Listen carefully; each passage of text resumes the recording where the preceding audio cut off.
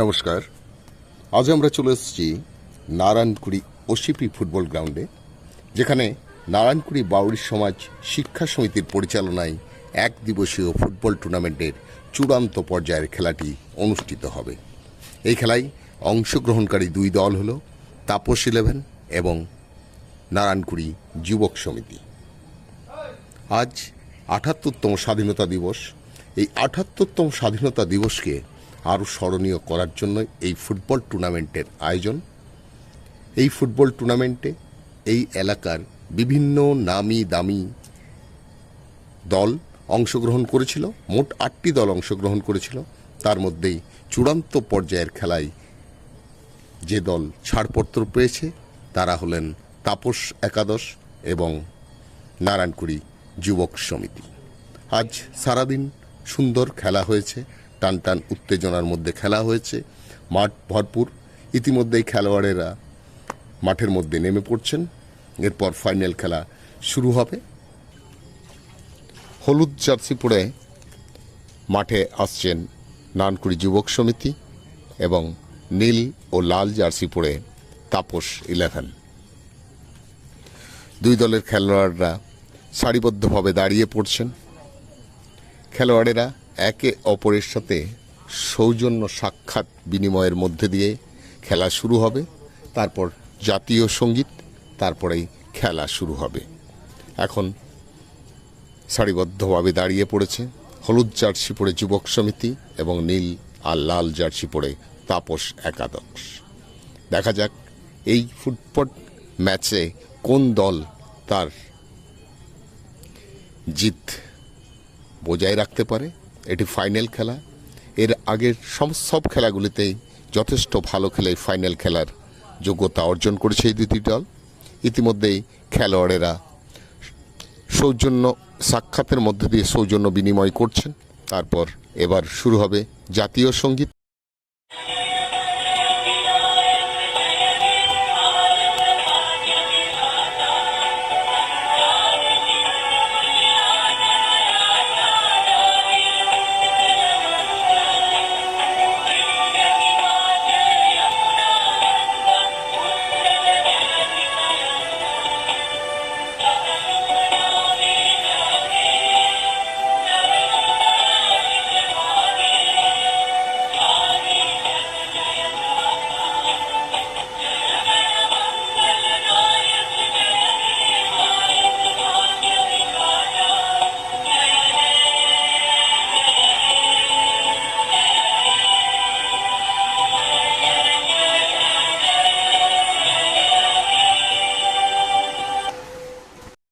যাই হোক, সব কিছু শেষ হয়ে যাওয়ার পর এবার টস, অর্থাৎ কে সাইড ও কে টাচ নেবে। এখনও পর্যন্ত দেখা যাচ্ছে নারায়ণকুড়ি যুবক সমিতি সাইড নিয়েছে ও টাচ নিয়েছে তাপস 11রা। আর মাত্র কিছু মিনিটের অপেক্ষা, তারপরেই শুরু হতে চলেছে নারায়ণকুড়ি বাউরি সমাজের পক্ষ থেকে এক দিবসীয় ফাইনাল খেলা।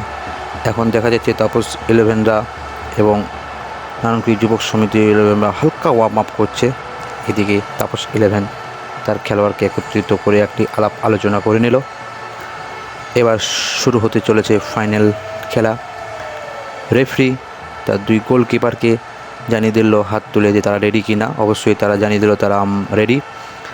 আর এবার মাত্র রেফারি হুইসেল মেরেছে, খেলা শুরু, বল স্টার্ট।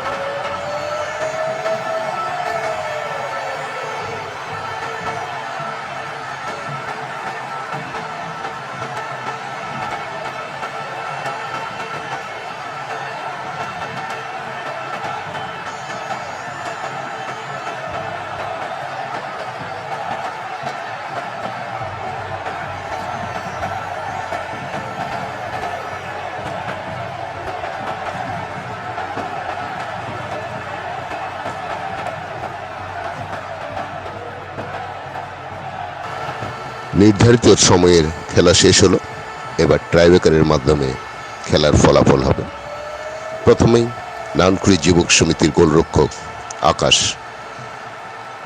গোলের মধ্যে চলে গেছেন। প্রথম শট নেবে তাপস 11-এর খেলোয়াড় চলে এসছেন শট নেওয়ার জন্য। আকাশ কি পারবে যুবক সমিতির এই গোল আটকে দিয়ে যুবক সমিতিকে এগিয়ে দিতে, না তাপস 11-এর খেলোয়াড় গোল করে তাপস 11-কে এগিয়ে দেবে, সেটা এখন দেখার। প্রথম শট ট্রাইব্রেকারে মোট 3টি শট হবে। 3টি শটের মধ্যেই রেজাল্ট যদি না হয় তখন আবার পরে শট বাড়ানো হবে। প্রথম শট আকাশ তৈরি তাপস 11-এর প্লেয়ার শট নিচ্ছেন। প্রথম শট এবং গোলকিপারের ডান দিকে সুন্দর বল জালে জড়িয়ে দিলেন। তাপস 11 1-0 গোলে এগিয়ে গেলেন। এরপর তাপস 11 গোলরক্ষক গোলপোস্টে চলে গেছেন। শট নেবেন আকাশই প্রথম শট নিতে চলে এসছে যুবক সমিতির হয়ে। দেখা যাক আকাশ গোল দিয়ে সমতা ফিরিয়ে আনেন, না তাপস 11 গোল আটকে দিয়ে 2-0 গোলে এগিয়ে যান। না, সুন্দর গোল, আকাশও গোল করে দিয়েছেন। এখন খেলার ফলাফল 1-1। দ্বিতীয় শট গোল পোস্টে চলে গেছে আকাশ এবং শট নেওয়ার জন্য তাপস 11-এর খেলোয়াড় এখন আসছেন।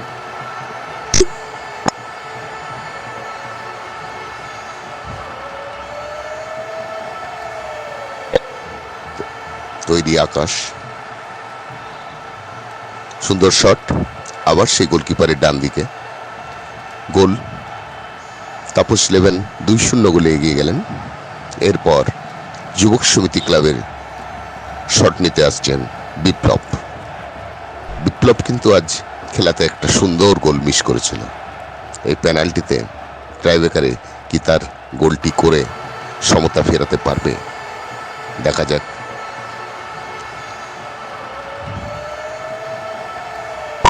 বিপ্লব তৈরি তাপস 11-এর গোলরক্ষক